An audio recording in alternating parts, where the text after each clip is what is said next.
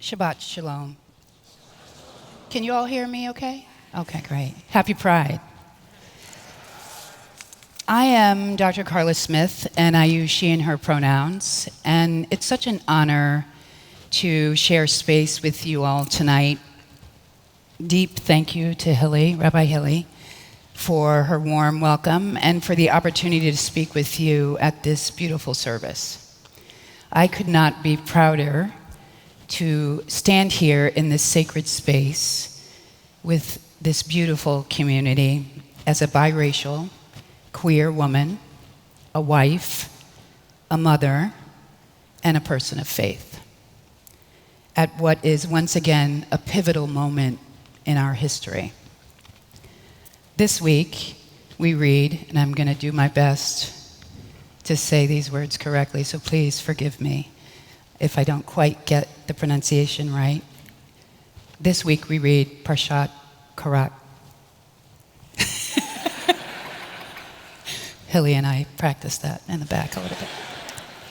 The story of a rebellion. On the surface, Karat's words sound like a call for justice and equality, a plea for fairness. They say in part, the whole community is holy. Why then do Moses and Aaron lift themselves above everyone else? A question. It sounds like a righteous challenge, but the Torah peels back the layers and shows us something deeper. Karak's motivation wasn't justice. It wasn't fairness. It was ego. A desire for control dressed up as care. And who suffers in the end? Not just the rebels, it's the bystanders, the everyday people caught in the middle. They're left misled, shaken, unsure of what just happened. And then, quite literally, the ground opens beneath them. That image, the earth swallowing people whole, has been on my mind for months. Because I know what it feels like to live in a world where the ground beneath you feels unsteady, where every step can bring uncertainty and fear, including as a member and a leader in the LGBTQ+ community, when our very existence is questioned and threatened. I want to acknowledge that there may be individuals here tonight carrying that same heaviness, feeling the earth shift beneath their feet for many reasons, whether personal, communal, or the weight of the times we live in. I too feel that weight. I was born 7 days after Dr. Martin Luther King Jr. was assassinated. His voice was silenced before I ever had the chance to hear it live. But his struggle and the struggle of my parents, whose interracial relationship was challenged and rejected by many in the community, has shaped my understanding of what it means to be different, to be other. As a biracial lesbian woman, I have spent my life navigating several different but deeply intersecting fault lines between black and white, queer and straight, masculine and feminine, and between what is expected and what is possible. Navigating those intersections weren't quite that easy, but I was blessed to have someone who modeled unconditional love, what it means to celebrate one's identity and to live with purpose, grace, and hope. That person was my paternal grandmother. I called her Nana. And she was a black woman of deep faith who raised me. She believed in possibility even when the world gave her every reason not to believe in it. She passed down her faith, her hope, and her commitment to nourishment. She literally kept an empty plate and an open seat at her table, always, for anyone who needed to be fed. And she did so without judgment. That was her ministry, service and radical hospitality. Her love was a sanctuary in a world that often felt unwelcoming. It taught me that true belonging comes when we make space for one another, not just in our homes, but in our hearts. Her example shaped not only who I am, but how I lead. grounding me in the belief that leadership grows from humility, service, and a deep connection to community.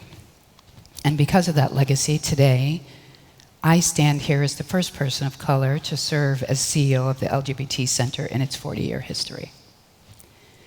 That milestone is not just professional, it's profoundly spiritual, because I know deep in my bones that leadership is not about being above people.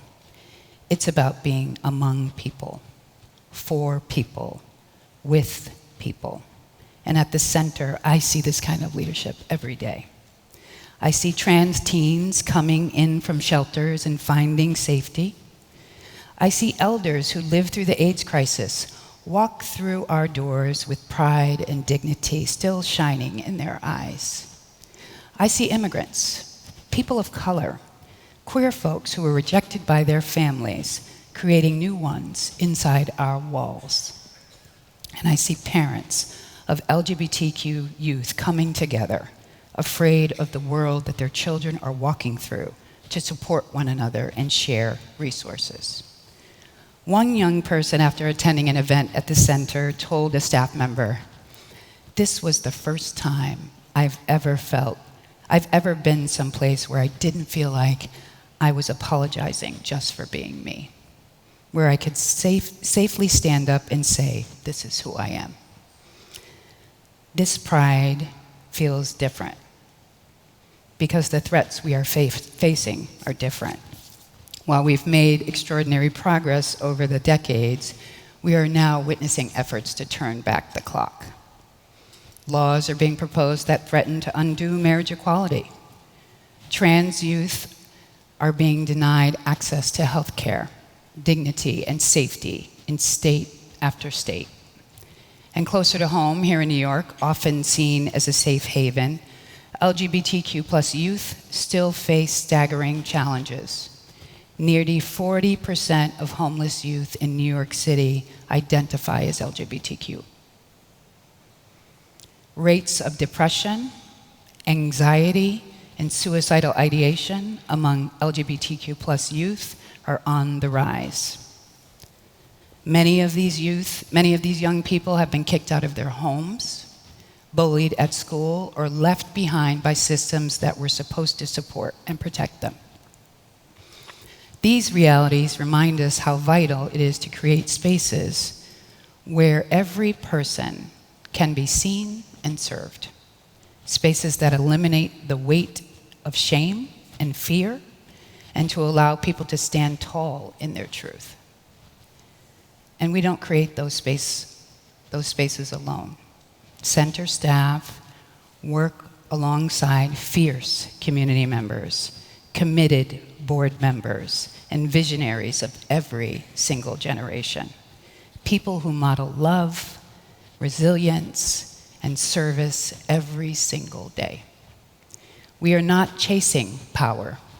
We are cultivating possibilities, working to close holes in the ground. One parent of a trans-identified kid who had been bullied to the point that they decided to take their own life expressed how she wished the center's newly formed mental health clinic that serves individuals 13 and older was around when her child needed it, before the ground opened beneath her. She said it would have saved her life. Stories like this are not rare. They're the heartbeat of our work and reaffirm the center's purpose to save lives. Let's be clear.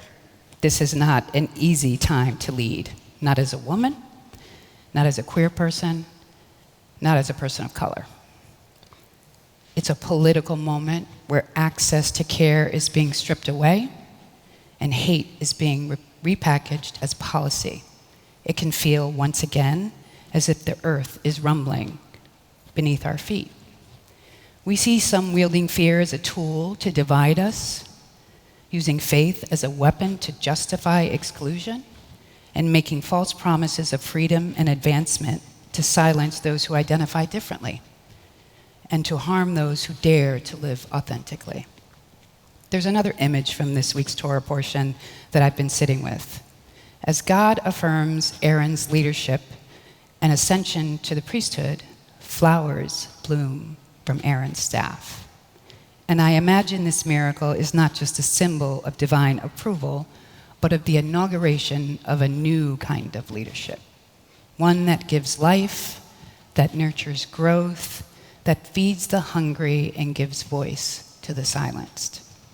Because we, as people who see and honor one another, are the ones who will lead. Not through self-serving rebellion, but through love, through resilience, and through service. This week's Torah portion warns us about false leaders, but it also lifts up what true leadership looks like. I was born into a world grieving the loss of Dr. King, someone who many considered a prophet, a leader. But I've spent my life believing in the power of community, to raise up new leaders, to build spaces that are inclusive, like the center, where no one is ever consumed by fear again. And in the midst of our current struggle, we will celebrate. We will love boldly, dance defiantly, and walk with pride, knowing that for many, simply showing up as their full, authentic selves requires unimaginable courage. Because to be queer and alive and connected is a celebration in and of itself, a testament to resilience, to hope, and to the power of community, holding us up when the world tries to push us down.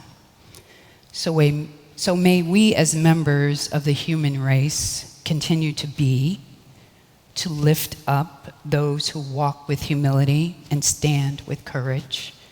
May our lives, like Aaron's staff, be proof that love is stronger than fear, and that from the most unlikely places, beauty can blossom. Shabbat Shalom.